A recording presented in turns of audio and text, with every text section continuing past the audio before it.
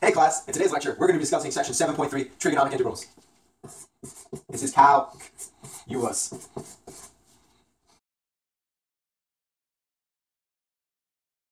We're going to do a simple, secant tangent question, just to get a feel for the integrals with trigonometry. So it's going to be secant x over tan squared x dx. Now, we know that secant is the inverse of cosine, so right away we can set this to 1 over cosine x. And we know that tan is equal to sine over cosine, making it sine squared x over cosine squared x. Now, since this is the denominator, it's technically cotangent. So that would make it cosine x over sine x, because cotangent is the inverse of tangent, and this is squared dx.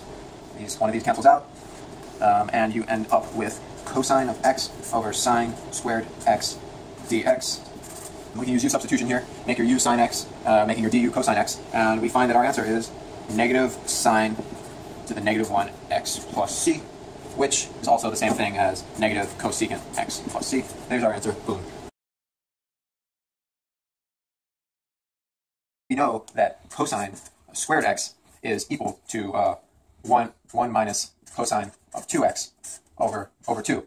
Therefore, this is going to be equal to 1 minus cosine 2x over 2 squared. Okay, anyway, next we want to square it out. 1/4 plus cosine 2x over 2 plus cosine squared 2x over 4.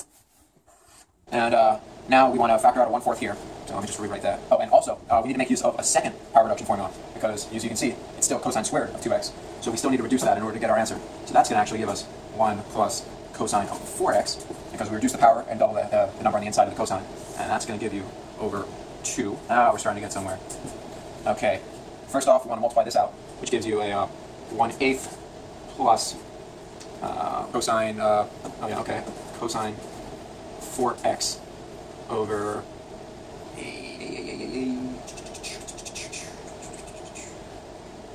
how did I get that? Don't stop.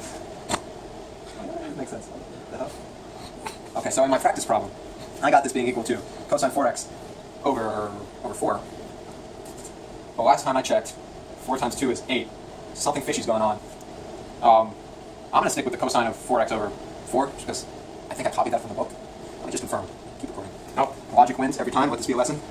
This is an 8. 4 times 2 does equal 8. Alright, fantastic. Now we want to add our 1/4 and our 1/8, and that gives us a hefty 3 over 8. Let's break up the integrals right here too, while we're at it. So 3 over 8 dx plus the integral of cosine 2x over 2 dx plus the integral of cosine 4x over 8 dx. We're going to solve this, and it's going to give us 3/8x plus 1/4 sine of 2x plus 1 over 32 sine of 4x. And then always remember to add the constant plus c. And there we go. That was easy, wasn't it? When we get into integration dealing with secants and tangents, it's important to remember 5 things. 1, if the integral contains a secant squared factor that's even and positive, you need to save a secant squared factor, and convert the remaining factors to tangent. Next, if the integral contains a tangent factor that's odd and positive, you need to save a secant tangent factor and convert the remaining factors to secants. Then, if the integral contains only tangent that's odd and positive, you need to convert one of those tangents to a secant squared factor, then expand if necessary, and then repeat if necessary. Then, if the integral only contains secant factor that's even and positive, you need to refer to integration by parts, and then it should solve easily. Lastly, if none of these methods work, you need to convert them to sine and cosine.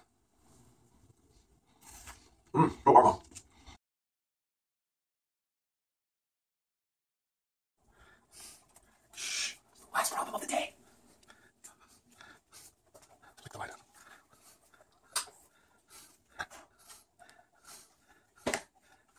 The classic question. The integral of secant 6 4x tan 4x dx. This question is deeper than you think. The secant factor is even. You save a secant squared factor and convert the remaining to tan x. Let's do it. Secant squared 4x. That leaves us with secant 4x, which is equal to 1 plus tan squared 4x squared times tan 4x. What's your u? Your u is tan 4x. Meaning your du, Dad, it's okay. Du is going to be 4 secant squared 4x. Plug in your u and your du, and that leaves you with 1/4 on the outside, since we have a 4, and there's no 4 here. And then 1 plus u squared times u du. Multiply this out, and you get 1 plus 2u plus u squared du, and then times u. Multiply that u in, and you get u. Let's just break it up right here too. You get 1/4 u du plus 1/2 u squared du plus 1/4 u cubed du. Plug in your u, substitute it back in, and you get the 1/8 u squared. Actually, I'm sorry, we're solving for the interval. We don't plug it in yet until we solve. And then 1/6 u cubed, and then 1/24 u to the 6th. Oh my god, what did I? This is a u to the 4th. My bad. So we just carry that down. This becomes a u to the 5th. I'm so sorry. You might be asking where I got this 1/24 from, because I knew what the answer was. Okay. Plug in your tan 4x. 1/8 times tan squared 4x plus 1/6 tan cubed 4x plus 1/24 tan to the 6th tan 4x plus c. Now, this is not too many steps, but there is an easier way. As Ben Franklin said, a good math problem always has two solutions. Now, we did our first way by breaking up the secants, but this time let's try to use the tan a little. Let's change up our u's and du's. See what we get. I'm just going to rewrite the question. Secant 6 4x tan 4x, and let's make our u tan 4x.